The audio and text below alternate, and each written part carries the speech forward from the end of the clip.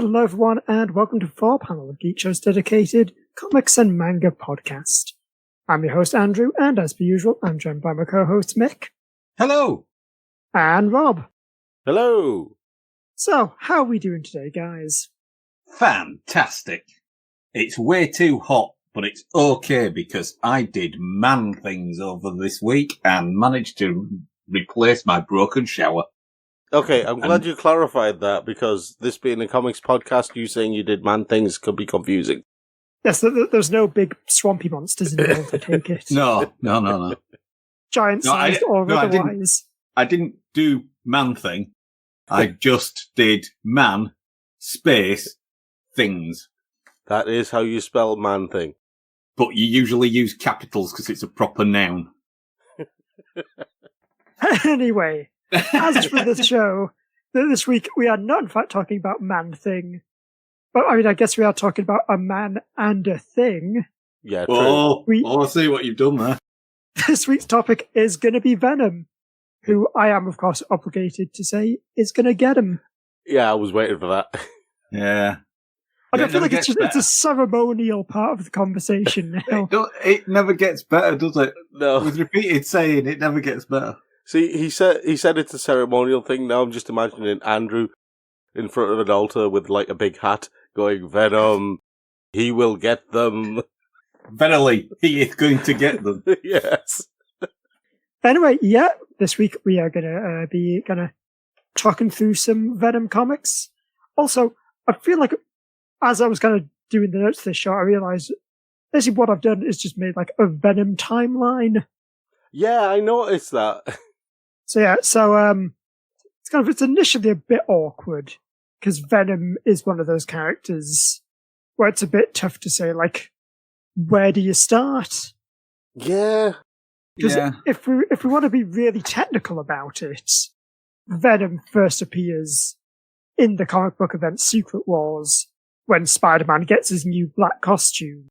Or do you say kind of the origin of Venom is Amazing Spider-Man 252, which is the point at which Spider-Man realizes that his costume is in fact sentient and evil. I mean, we've all had days like that, right? Yeah, everyone's had an evil pants day. Yeah, those damn evil pants that have definitely shrunk a couple of sizes in the wash. Yes. But anyway, I think like the origin of Venom, like as a character, you would say is Amazing Spider-Man issues 298 to 300, although really more 300 than the first two. Written by David Michelinie, art by Todd McFarlane. And do you want to know the interesting thing about that story? Go on, tell us the interesting thing. It's that we're not going to talk about it. Because actually it's pretty much all the events of that story are also covered in the 2008 miniseries Venom Dark Origin. Yeah. And that's where we're starting. That's good, because that's something I definitely read this week. I think I covered Venom Dark Origin quite recently on 4Panel, didn't I? Because it was re-released. You might have done. I did certainly remember it being talked about fairly recently. Yeah. But I mean, it's not like our conversations for the show are strictly 100% topical all the time. True. This is true. Or indeed, ever. Anyway, this miniseries is from 2008. It's written by Zeb Wells and it's got art by Angel Medina. And it's basically kind of an extended version of what you get in Amazing Spider-Man 300, where we meet Eddie Brock. We go through his whole life. We have his upbringing under I think it's implied abusive father, like they never really outright say it. Yeah. And kind of follows him as he grows up, becomes a journalist, eventually gets involved in this big Sin Eater case, which is about a serial killer stalking the streets of New York. It's a bit like Zodiac, isn't it? Yeah, I think actually, the actual Zodiac killer, he was like the 70s, wasn't he? Yeah. So yes, I think the original Sin Eater story was inspired by the Zodiac killer. Anyway, basically Eddie misidentifies who the killer is and that ends up costing him his journalism career. And by it, I of course mean that damn Spider-Man, because it's all his fault for catching the real Sin Eater. Yeah. Also, I realise Sin Eater sounds a lot like Sin Eater. Yeah, I was just waiting for the boys reference. That was Sabrina. 80s DJ. It was Sabrina. Was it? Boys, Yes. boys, I'm looking for a good time. Boys, boys. I thought that was Sin Eater. Big Red GTO. That was Sin Eater as well. And Toy Boy was Sin Eater. Oh, Toy Boy was Sin Eater, sorry, yeah. Right, Andrew. Drag us kicking and screaming back to 2020.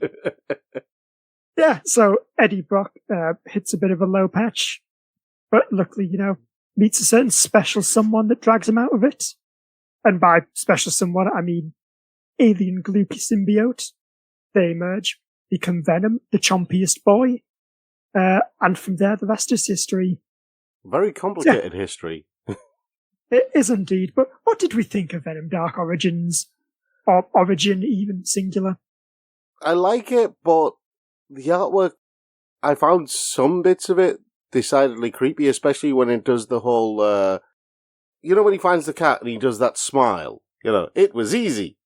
Yeah, and basically to fill in the cat that one of the neighborhood girls had lost, and he had in fact been keeping just in his basement so that he could return it to her to be the big hero. Yeah, and he was wearing his... And that's like... he was wearing his best clothing when he did that as well, so he could make an impact. Yeah, and I think that was a really good scene as well, just like in terms of establishing what's up with the character. I think it did a very good job. Oh yeah, the bit where him and that lass get attacked and then Spider-Man saves them, and then the lass wakes up and she goes, "How do you do it, Eddie?" And he goes, "It was easy." And it's the same smile all over again. Yeah. Yeah. But yeah, I did find the art was kind of like quite cartoony in places as well, and a bit weird. Yeah. There were some frames where I felt Eddie looked more than a little bit like the guy off the cover of Mad Magazine. Yeah.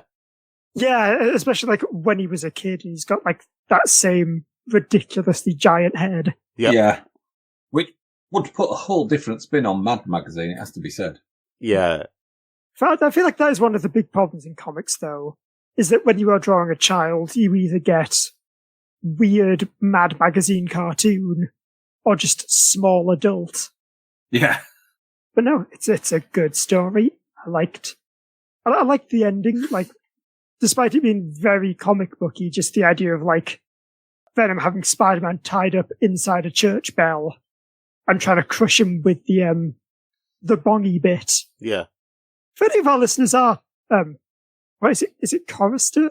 That's the term. Campanologists. Yeah, if you're campanologists, please do tell me what the bongy bit is. Isn't it called a clapper? I was about to say, it's called a clapper, isn't it? Could be. Things I never thought I'd do during an episode of 4-panel. Yeah. Look up Anatomy of a Bell.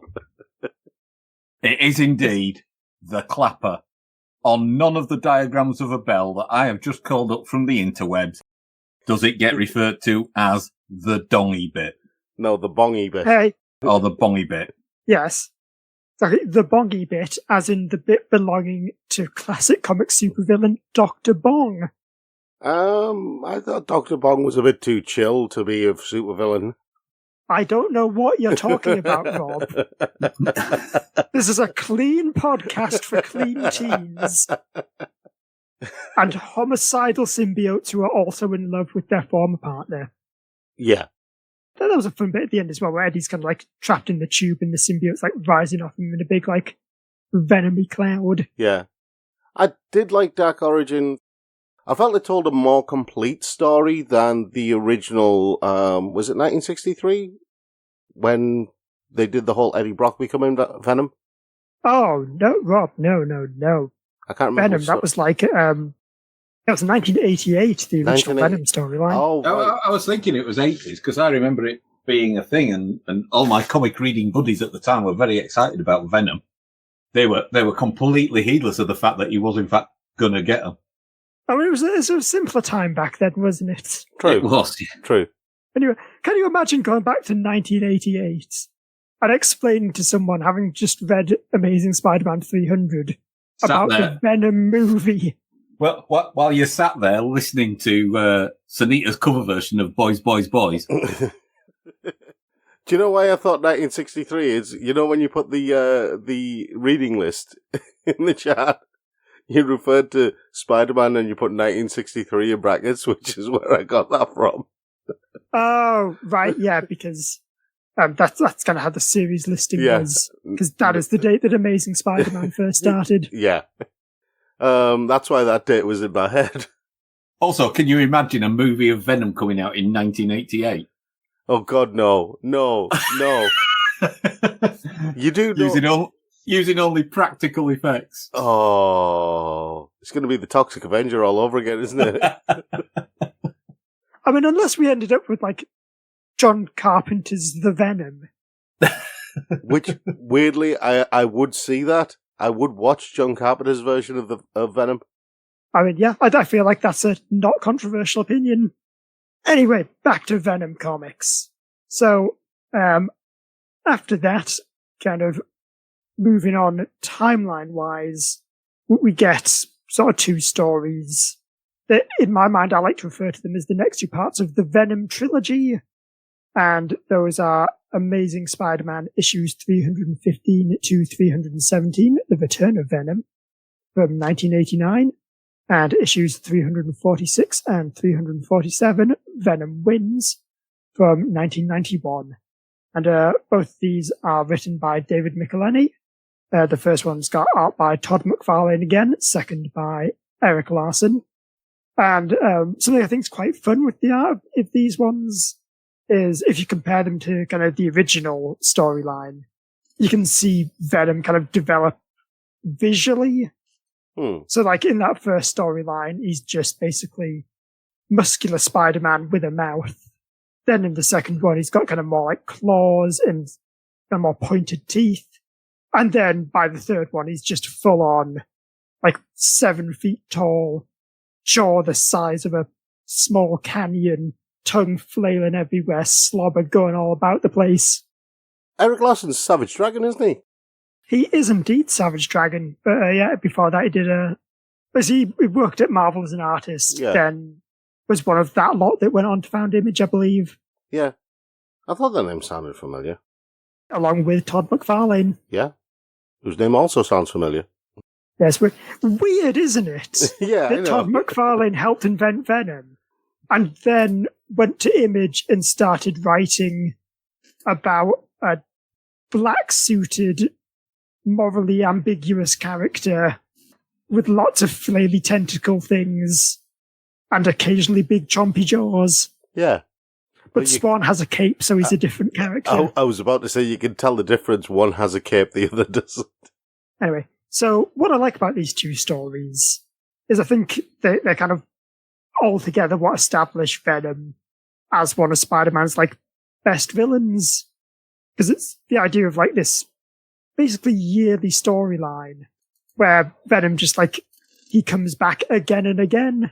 And it's, kind of very much like the Terminator, where it's just Spider-Man kind of on the run, no idea how he's going to stop him, and always having to like figure out new ways to get around him. Because I feel like that's one of the issues you get with later Venom stories, is they rely very much on this idea that, oh, he's Venom, he doesn't like loud noises and fire, so we'll just do that. But like first time round, Spider-Man, he does use kind of like a sonic blaster to defeat him. But then second time round, Venom basically like gets a drop on him. They have to fight in this, I think it's like an old logging facility or something. And so Spider-Man's like, oh no, I've got like none of the sonic or the fire things I can use. So he does. And it's actually quite funny because this is something that the end of Dark Origin sets up as well. Basically used the fact that the symbiote still wants to be with him. So it basically just says, okay, I give in, you can join back up with me. But because it's still kind of bonded to Eddie as well, gives it a bit of a overload and just knocks them both out.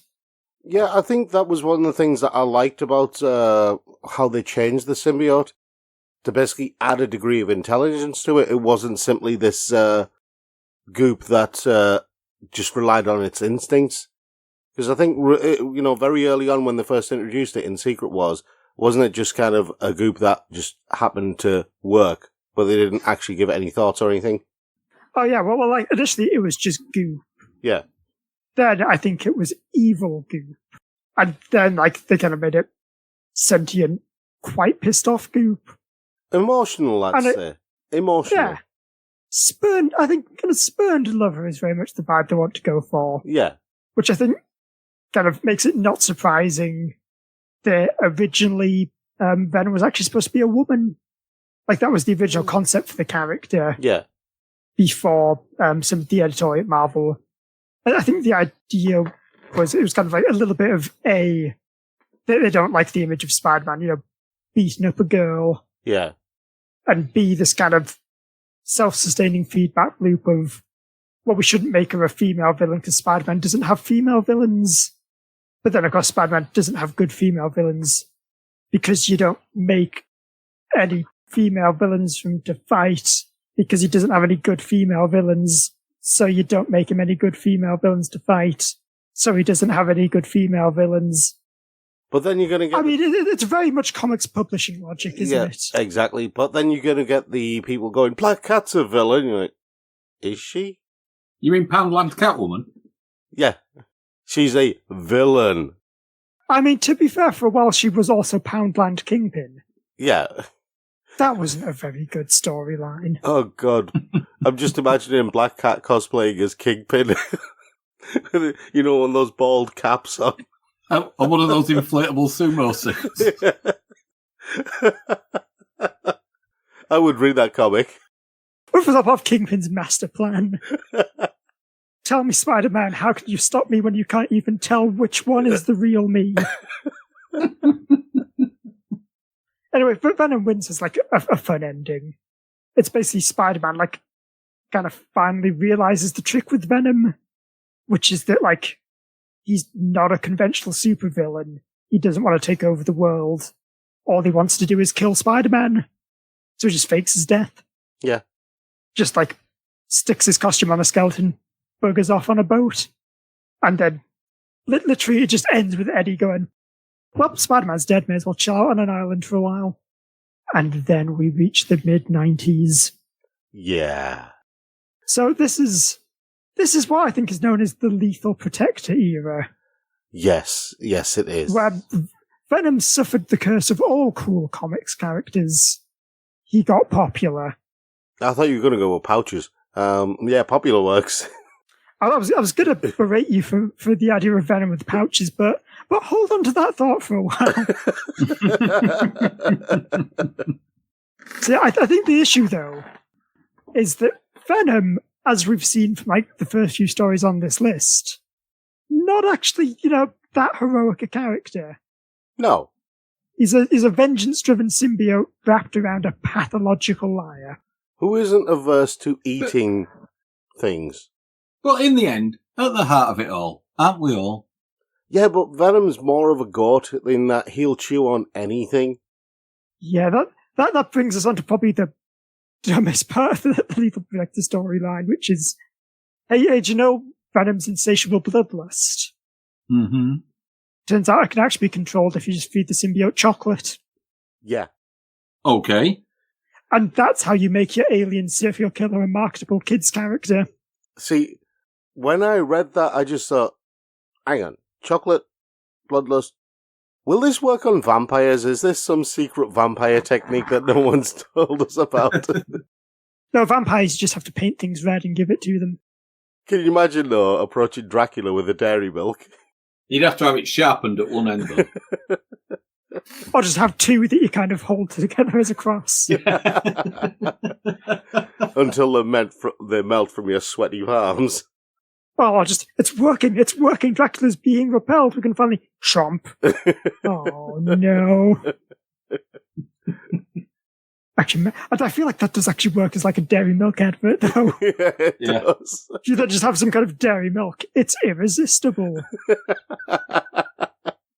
Anyway, yeah, So the thing about this era of Venom is that he's in like lots of different miniseries, and So, I mean, some of them might be good. It's a lot to troll through.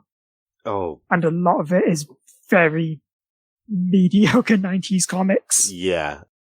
Are you basically saying that Venom is the Kate Jackson of 90s comics? No, there were others who could also fit that mold. Anyway, I did decide to choose one of the miniseries, though, kind of for the list. And I have gone for 1994's Venom Separation Anxiety, which was written by Howard Mackey with art by Ron Randall. Yeah, and I think you did that without adequate warning. Yeah, look, I'll admit, I forgot how much of, like, the Life Foundation stuff was not from that miniseries. I kind of started reading it, and it turned out that Venom had rejoined a group called Take That, featuring other symbiotes. Was one of them the Gary Barlow symbiote? Yeah, what I'd missed was the whole, Venom splits from Take That era. Actually, it works. Because you've got Venom, who's the one who, like, with the breakaway career. Yeah. You've got Scream, which is the one who people, like, know her name. And then you've got the others, who are just the other ones. Now I really do just want a comic with a Gary Barlow symbiote. I can't wait for Planet of the Symbiotes 2. Never forget where you're coming from.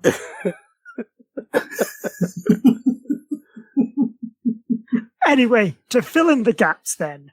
So, I think it was during the original Lethal Protector miniseries, Venom gets kidnapped by a group called the Life Foundation, as seen in the hit film Venom. And as part of that, they kind of make copies of his symbiote and give them to a bunch of, I believe, fresh teens with attitude. Yeah. That was what all comic books were aiming for during the 90s. And yeah, anyway, Venom escapes, Life Foundation, who cares? Other symbiotes escape. Let's see if I can name the symbiotes. There's definitely Scream, who is the red and yellow one. Yeah. Then there's... Hold on, have you got them confused with Power Rangers? I mean, I think Marvel have. I definitely haven't. There's the grey one, who I think is called Riot. There is a Riot. And he was the one who was the villain in the Venom movie. Then there's the green one, who I think is Lasher, because he's got, like, whippy tentacle things. There's the purple one, who I want to call Fade or Phase. Phage. Phage. And the yellow one, who I know definitely for a fact is named Carl. I think the yellow one was Agony and the purple one was Phage.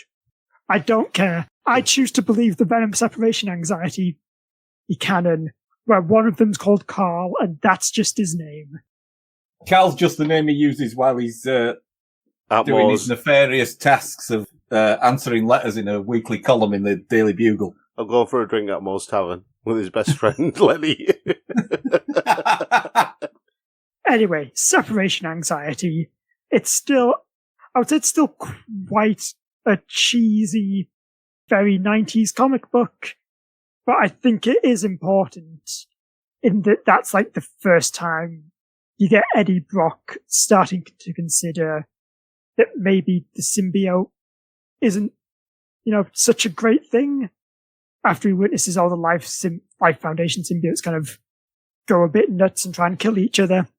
That's basically a point that's going to be Eddie Brock's direction for a good long time, is just coming to realize that symbiotes, like, they are actually bad and potentially evil and need to be taken care of. Yep. Was there another Life Foundation symbiote? I think that was it, wasn't it? Riot, Lasher, Scream, Agony, Phage. Man, they are like Take That, where I've just got no idea how many of them there are.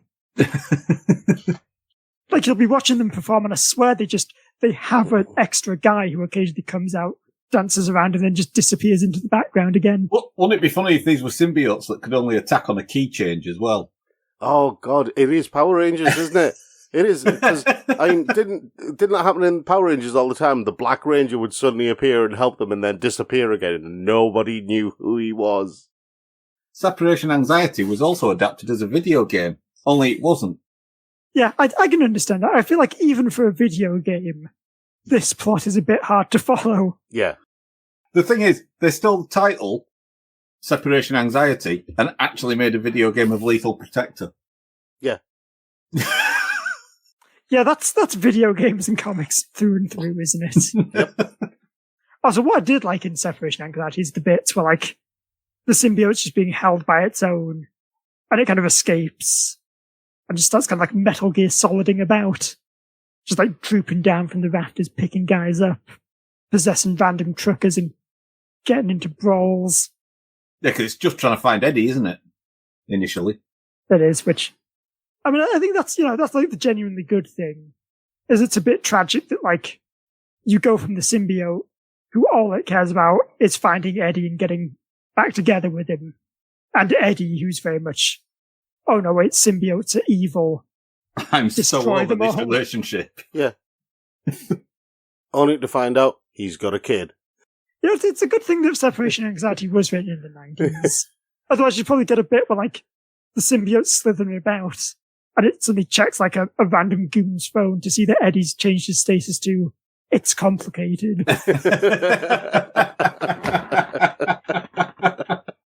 We've talked a lot about Eddie with the symbiote, but he's not the only one, is he?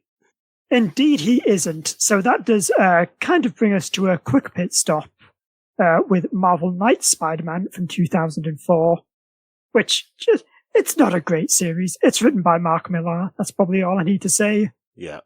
But it does have kind of quite a big storyline for Eddie Brock, in which he finds out that he has cancer, and that the symbiote is at least partially the cause for it. And so he decides to just auction Venom off to kind of the highest bidder. And eventually it finds its way to Mac Gargan, aka the Scorpion. And that was, as much as like the storyline itself isn't great, I always thought that was kind of a neat idea. If you've got like Venom and the Scorpion, who at this point they were both like kind of relegated to B-list villains. And by kind of combining them, you suddenly got like a much more intimidating villain. Yeah. Because Matt Gargan is basically Venom without any of the morals. And then I think, so the story I have selected is kind of a good Matt Gargan and a good Eddie Brock story. Is Amazing Spider-Man issues 568 to 573, New Ways to Die from 2008. And this was written by Dan Slott with art by John Romita Jr. And this story is just really good. It's probably up there as one of my favorite Spider-Man stories. Basically, it's coming at a time where Norman Osborn, he was in charge of the Thunderbolts, which are kind of basically supervillains who work for the government in return for kind of commuted sentences. Basically Marvel's Suicide Squad. Marvel's Suicide Squad, yeah. No, they're the Death Team. But yes, they are very deliberately Marvel Suicide Squad. And one of the members of those is, of course, Venom. Just... So he's government sanctioned to go and get him. Exactly. Wow. He has a permit. And I think basically what sums up Matt Gargan as Venom is that he's here to kick ass and eat people. And actually he can do both those things at the same time. I was going to say, is he all out of people? No, he's never out of people. And yeah, and kind of the other side of that story is that Eddie Brock himself, he gets kind of miraculously cured of his cancer by philanthropist Martin Lee, who anyone who's played the Spider-Man video game knows is actually Mr. Negative. And so because of that, instead of just being not Venom anymore, Eddie is then turned into Anti-Venom, which is one of those... It's a really, really stupid concept. Yep. But I love it. And I think it helps. Venom is a symbiote that bonds with a host and goes off to satiate its own bloodlust. Yeah. So what does anti-venom do? Anti-venom is here to cure you to death. Yeah. And then go home and take care of Uncle Venom. I really thought we were going to get through this entire podcast without an Uncle Venom joke. Yeah. It's not going to happen. I should have known better. But yeah, basically anti-venom. I think a big part of why I like him is that he just looks really cool. Because he's basically like Venom with the colours reversed. So he's white, like with a big black spider symbol and a cool black face mask. Yeah. And he's drawn by John Romita Jr. too, who's very good at just spiky things and like long, tendrily fingers. You were going to say something, Rob? No. I was just going to say I do like the design of anti-venom. Yeah, and basically like his power is pretty much the same as Venom, but also he can kind of like burn off the symbiote with his touch. And yeah, it's a big, cool fight. It's also, in kind of the larger sense, it's a really cool storyline because it's pulling together a lot of the plot points from what sounds like the Brand New Day era, which, Mick, have you heard of One More Day? Have I heard of One More Day? Yeah. Yeah, the Spider-Man story. Yeah. I don't think so. You probably have, you just refuse to acknowledge it and it's been excised from your brain, like all good people should do with that storyline. I'm going to tell Mick about it. So Mick, you know Spider-Man? I'm aware of his work, yes. You know how for a time he was married to Mary Jane Watson? Yes. And then how he revealed his secret identity to the whole world. Right, I didn't realise he'd done that in the He comic. did that during a Civil War. Yeah. All right. And do you know how that got undone? Go on. So basically Aunt May ended up getting shot by an assassin. And instead of saying, you know what, she's literally 5,000 years old, maybe it's time to let go, Spider-Man saved her life and made the entire world forget his secret identity by making a deal with Mephisto to completely erase his marriage from history. Right. You know Mephisto, the devil guy. Yeah. Yeah, the guy who you can absolutely trust to not have a twist in his deal. See, the interesting thing about that was that Marvel kind of went, one more day, it happened, but, we're not going to acknowledge it happened because we think Civil War should stay. But if one more day is real, then Civil War basically didn't happen. Yeah, I think basically the solution they came up with is that Mephisto altered reality, but in the new reality, Aunt May was never shot, and instead Spider-Man just made a deal with Doctor Strange to make everyone forget. What? It was really bad, Mick. It was awful. So, sorry, was that explanation meant to make me understand better? No. Because that's all right then, because in that respect, it failed spectacularly. Not understand so much as empathize. Understand why Spider-Man fans are always so sad. I thought it was because they kept remembering the Amazing Spider-Man film franchise. See, this was worse. Wow. Was it worse than Spider-Man 3? It was worse than the dance in Spider-Man 3. No. Yes. No. Yes. But that's impossible.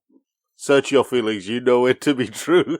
I mean, again, Mick, Spider-Man sold his marriage to the devil. I mean, that kind of activity, I'd just explain away with because comics. It's the love of his life who he's going to spend the rest of his life with, and even though his Aunt May has told him, don't worry, it's okay, he's like, no, I must keep my Aunt May. Also, I think the most important bit of context is this is treated as a good thing. Yeah. Right. Okay. Because, for all the realism of Spider-Man, there's certain things that Marvel doesn't want you to accept, like, the grieving process and moving on. Are you sure? Are you sure, right? that this wasn't just Peter Parker's way of trading up Aunt May for the Marissa Tomei model. I mean, maybe Spider-Man's made fools of us all.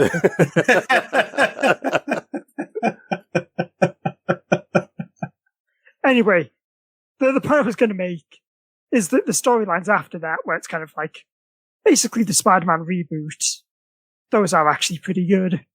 And New Ways to Die is kind of like the big culmination of a lot of them. Yeah. So I've got to ask Andrew, how does Flash Thompson fit into all this? Because he's Venom as well. He is indeed. So eventually the government are a bit like, wait a minute, Matt Gargan. You're eating people. That's probably bad. Give us that Venom symbiote. And instead they decided to make Flash Thompson the kind of longtime Spider-Man fanboy and also like ex-Marine. But they just randomly go like, you random man who likes Spider-Man, you can be Venom now. Yeah. They basically did a super soldier on him, didn't they? Yes, they turned him into Agent Venom, who is kind of like basically Venom, but I was going to say Venom, but a secret agent, but that's somewhat reductive, isn't it? Yeah. And yeah, so basically the thing with the Flash Thompson Venom is he's more an honorable mention for this, I think. Mainly because I struggled to find like one single storyline that I would say this is the one you should go off and read. And like that's not because, you know, he's had bad storylines. He's actually had a very good series written by Rick Remender, but it's kind of, I don't know what to recommend apart from about like all 22 issues of that. Yeah. Because I was originally going to suggest kind of issues 18 to 21, which is sort of like the big culmination, where he has to fight the Savage Six, who are kind of his own version of the Sinister Six. But rereading that, I feel like it doesn't work that well if you don't have a lot of the backstory behind it. Because mainly, like, the big thing that makes it cool is you get kind of the first 18 issues or so of Flash basically trying to be Spider-Man. Yeah. And, like, doing not super well because he isn't Spider-Man. And this is finally the point where he just goes, actually, you know what if instead of trying to be Spider-Man, I'd just be Venom? And just starts, like, snapping necks and hurling knives and shooting all his guns. Yeah. I mean, we've all been there, right? I mean, this is where I get really confused about this whole Flash Thompson, Eddie Brock, symbiote love triangle. Because it is, right? See, Eddie is anti-Venom, but Flash is also anti-Venom, but they're both Venom as well. And somehow in the middle you got the symbiote who can't decide between the two of them because the symbiote loves both of them, but also secretly kind of likes Peter Parker as well because they go way back. If there are any mathematics professors listening who'd like to draw us a Venn diagram of this relationship... Oh, no, it gets worse. It gets worse. Because Eddie has a son who... Yeah, I'm not going to go into that because his son is also somehow connected to the symbiotes. We're also not going to go into it for the very important reason that I don't actually like the new Venom series. Yeah, I mean, it's... Because it deals with the god Null, which... It came out of, like, left field. I would just like to put forward the idea that isn't Eddie Brock and the Symbiotes a great name for a band? Yes. And it kind of works because Eddie Brock has had like 3 different symbiotes. Yeah. Because he's been Venom, Anti-Venom, and Toxin. Toxin? Yep. Oh, yeah. Who is basically the Venom symbiote grand blob child. Yep. Toxin could be his death metal solo project, couldn't it? And didn't Toxin kind of separate and go off and do its own thing without an actual host? Or was that a different one? I can't remember. Because the new series... I think it's just the fog of your mind. The new series has got some very, very bizarre additions to the symbiotes. There's one that's kind of gone off and started doing its own thing. There's another one that's being kept by Eddie Brock's son in the form of a dog. are symbiotes going off and doing their own thing not kind of antithetical to the whole idea of a symbiote? Yeah, but that doesn't, they're not going to let that spoil a good storyline. Yeah, don't let facts get in the way of comic book sales. Oh, Yeah. and Also, you say a good storyline, Bob. yeah, I was being sarcastic. A storyline. Also, Flash and Eddie are no longer the only Venoms because there's that new one, Mania, is it? Or wherever she's called. Well, that's not a Venom then, is it? That's a Mania. No, she's got the symbiote now, so she's being trained by Flash to be a superhero. I don't think she is anymore. Basically, she was introduced in, like, the second bit of the Venom series, which is written by Cullen Bunn. And I mean, it's also pretty good. It's just like, I mean, again, my recommendation is, just go read like 40-odd issues of a comic book. So she had a bit of the Venom symbiote that was possessed by a demon. Don't worry about it. But then Carnage stole it, I think. Yeah, the Cult of Carnage. Oh, that's a whole different story. I'm not going into that. I don't think we've got the time. Yeah, and again, Donny Cates and Brian Stegman's Venom, read the first arc in a bit, thought it was all right, but couldn't bother to keep up with it. And that's where our story ends. I have to ask, that whole null thing, why? I mean, the whole concept of a null god is kind of self-defeating, isn't it? Would you say it's null and void? I would. Isn't he the god of the void or something like that? Well, he would be, wouldn't he? Why does a void need a god? I think it's because Donny Cates wants his own Thanos, and so made what is somehow a character even more boring than Thanos. and do you know what that is? That's my null hypothesis. But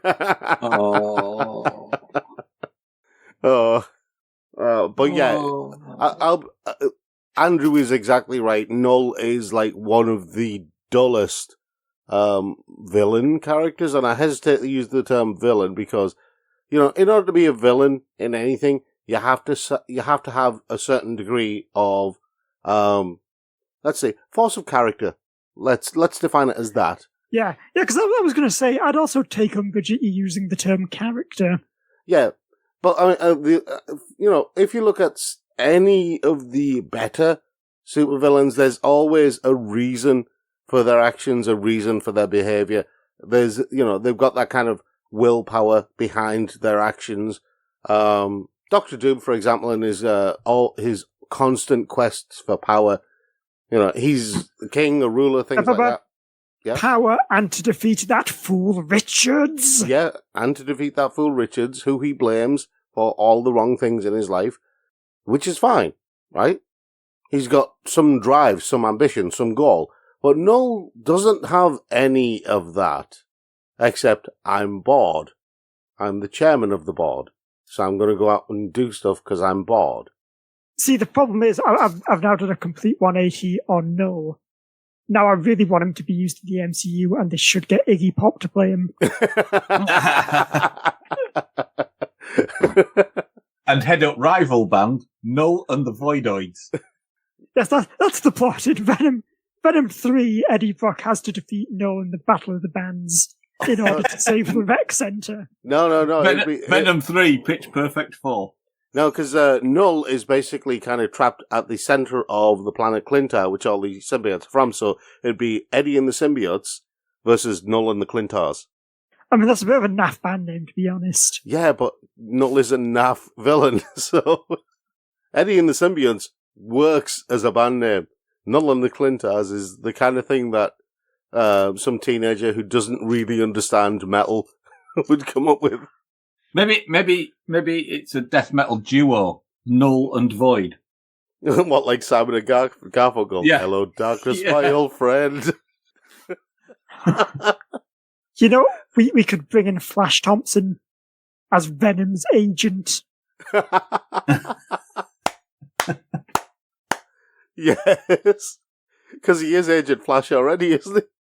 Anyway, since we have spent a bit of time bagging on Null, which I was gonna try and not do, but it's just such a juicy target. I will try and end things by also recommending another good Venom story, which is 2009's Sinister Spider-Man by Brian Reed with art by Chris Picciallo. Yeah. And it's a very fun miniseries because this is set during a period called Dark Reign, where Norman Osborn was kind of the head of S.H.I.E.L.D. And as part of that, Venom, this is still the Matt Gargan version, just became like the official Spider-Man. And so it's this kind of like very dark comedy series about Matt Gargan being like beloved superhero Spider-Man and then like beating up his enemies with the Biff Zap Pow and then dragging them off to custody, and by custody I mean his stomach. Yep. Okay. Also, it's Chris Picciallo who just does amazing art. Well, when you're fighting bad guys, you do work up an appetite. So he's kind of solving two problems at once, isn't he? Yeah. And I mean, I guess if overcrowding in prisons is an issue, but by the time Venom's done with them, there's certainly less of them to fill up the space. So 3 problems, He's doing his civic duty. Yes. So anyway, that's about all I've got. Eagle-brained listeners may kind of have noticed there was a distinct carnage-shaped hole in this selection of stories. That was deliberate. I'm kind of assuming we might, maybe when Venom 2 comes out, kind of come back for a more carnage-focused episode. Well, they've just, earlier this year, last year, was it? Towards the end of last year, they did the Carnage crossover event, didn't they? I mean, look, there have been a lot of Carnage crossover events. Yeah, I think it was like so many. Yeah, I can't remember what it was called. But yeah, they did that. So yeah, for Venom 2, I think we should cover Carnage. But we were going to mention Null. I mean, we already have, Rob. True. Yes. True. Oh, yeah. If you want to know more about just how boring Null is, I would recommend Silver Surfer Black. Well, that's got a disturbing cover image. I mean, if you want to know what going through customs is like after COVID. Silver Surfer's doing his part. Anyway, so much for ending on a positive note, but there we go. Silver Surfer Black is actually a very good miniseries as well, so I did it, I win. Anyway, if you've liked what you've listened to, you can find more of us at thegeekshow.com or .co.uk. You can find us at thegeekshow.co.uk. We're on iTunes, just wherever you get your podcasts. And that was the kind of mistake that a recently bonded symbiote would make. I don't know what you're talking about. We're perfectly fine. I mean, I'm perfectly fine. Which one do you think he is? Is he Agony or Phage or Lasher? I reckon he's Lasher. I think he's a new one. I think he's in a yet unchristened symbiote. Slosher. How did you know about my Friday night plans? He's called Slosher, and he takes out his victims by doing big, wet Alsatian face licks. Again, Marvel, we are available for hire. The Friday Night Symbiote. But Slosher, whether you're a major comics publisher or just a listener who happens to like what we say, you can help support us by visiting our Patreon and chucking in just as little as $1 a month to help us keep the lights on and keep doing this thing we love. So, that's it from us. Until next time, I've been Andrew. I've been Mick. And I've been Rob. So, until next time, so long and thanks for listening.